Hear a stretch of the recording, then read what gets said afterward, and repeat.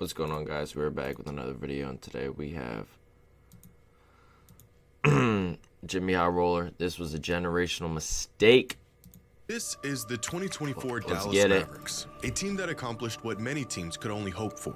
They made it to the NBA Finals. Now, if you're in this position, most organizations will just run it back the next season. Keep the same core group of players, possibly make a few tweaks here and there, but when it's proven to work, the last thing you want is big, drastic changes.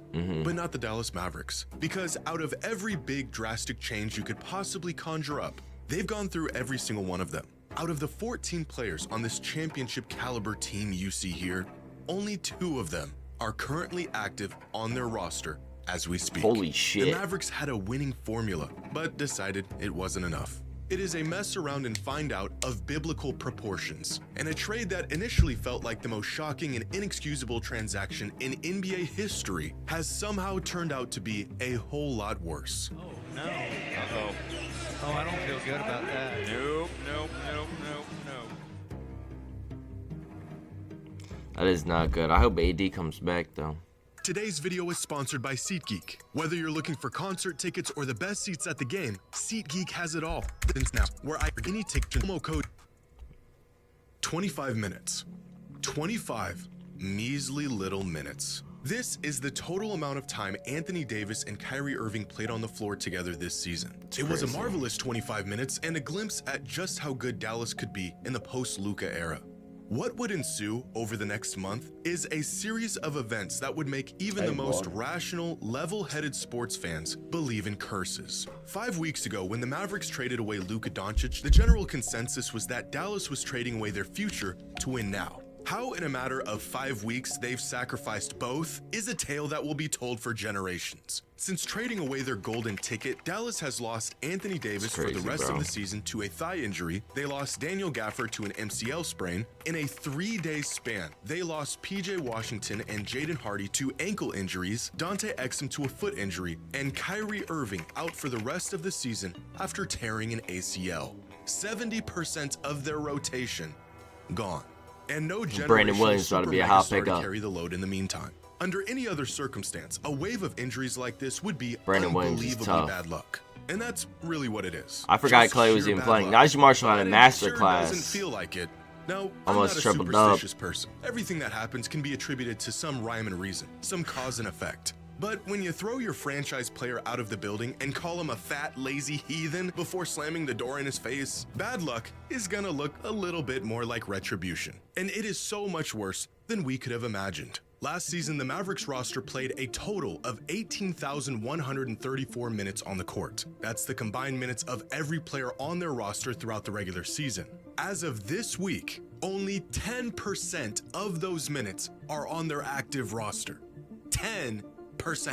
That means 90% of all minutes from last season are not currently active or playing for the Dallas Mavericks. And many of these players will continue to be out for considerable time, if not the rest of the season. The returning 10% of playing time comes from their backup center, the 8th man, and a man that's been on a 2-way contract for the last 2 seasons. If you have a Mavericks fan in your life, check on them, see how they're doing. Because what has happened to them and their team is criminal. The only consolation to the Luka trade was that at least for the near future, the Mavericks would be in title contention with Kyrie and Davis. That they would be winning games while the Lakers were prepping Luka to take the torch from LeBron before he retires.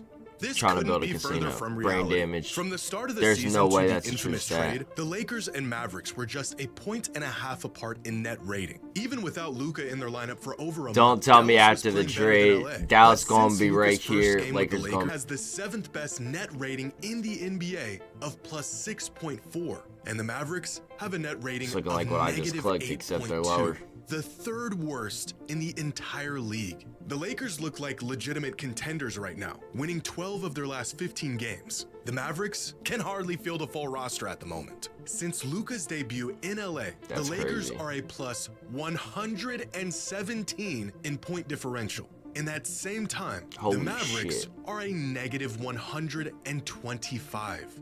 Not only did Dallas mortgage their future, they inadvertently sacrificed the present. And to literally add insult to injury, the Mavericks front office and ownership has taken zero accountability for the shoddy decisions they've made throughout all of this. In fact, they've doubled down, insisting Luka was not fit to be the future of their franchise. But the real kicker to all of this is that in the one game that we saw how this team was intended to look, they played great. Even after Anthony Davis went down, Kyrie Irving stepped up and played some of the best basketball of his entire career, averaging 31 and 6 a game and carrying the offensive load for Dallas. But to pull this off, the Mavs had to play Kyrie They overran more than him. he ever Yeah, has. they Over the overran his last month shit. and a half, Kyrie played the most minutes per game of any player in the entire league. Not They out were of trying to desire, run him but to out the of necessity. ground. The Mavs needed him to play as much as possible. In Nah, the it was the absence of ownership Luka running and to the then ground AD. and hoping Over he'd that get same injured. time span, in the 5 games Kyrie didn't play ownership. and in the one he left early due to injury, the Mavericks went 1-5 and lost by an average margin of more than 20 points. Kyrie's so It's good. impossible to know if Kyrie's injury was exacerbated by the excess minutes he was spending on the court. But Definitely playing was, an Jimmy. You're aging onto something. 33-year-old injury-prone point guard more minutes than he's ever played before